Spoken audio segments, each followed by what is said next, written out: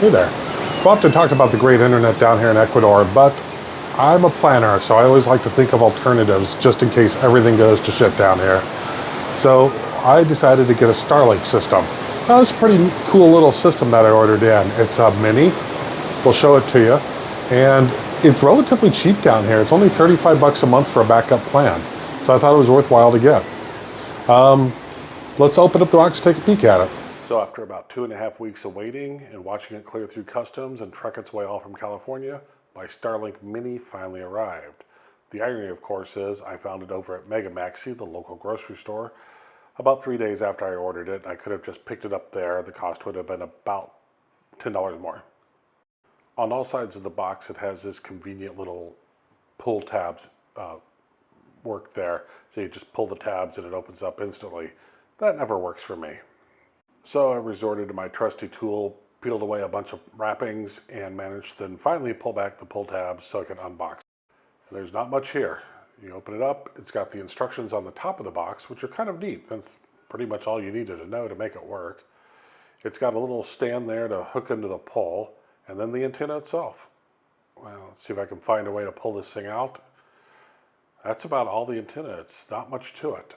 It's got a plug for 110, and that is the adapter to fit onto a pole. Now underneath the antenna, if I can find a safe way to rest it, there we go, is the cord, which is a very long cord that plugs both into the adapter and into the antenna itself. And that's it. It's all set up. You can see the plug coming off of it. I'll show you what I plugged it into in a minute. As soon as it powered up, I was able to use the app that I installed on my phone to align it with the satellites. And you can see I completely flipped the direction. I was way off on where the satellites were pointing.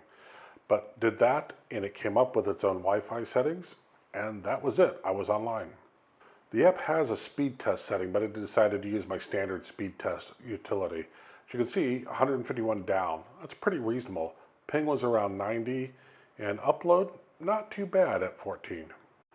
The first thing I did was a video call, and it had no problems.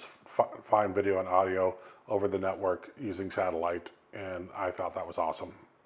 So if you couldn't tell from the placement of the dish, the antenna, I'm up on the roof of my building. There is no power up there. So I brought up this little Blue Eddy. This is one of their smaller ones. It's like only a 240 watt hour power supply. But as you can see, this thing just sort of sips electricity at 21 watts. So I could power it a pretty long time on this device.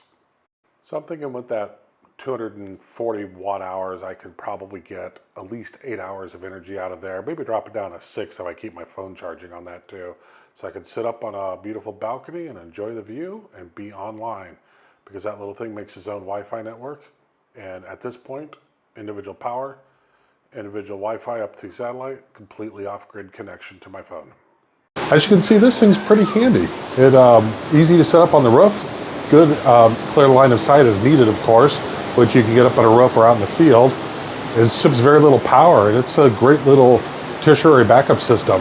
For me, it's a third tier backup. I've got 2 fiber optic feeds in the apartment, but if I just gotta get out of Dodge and still want connectivity, that's gonna get it for me, so I'm pretty happy with it. But we'll keep that handy for get out of Dodge, shit hit the fan sort of situation. Take care. Hope you enjoyed it.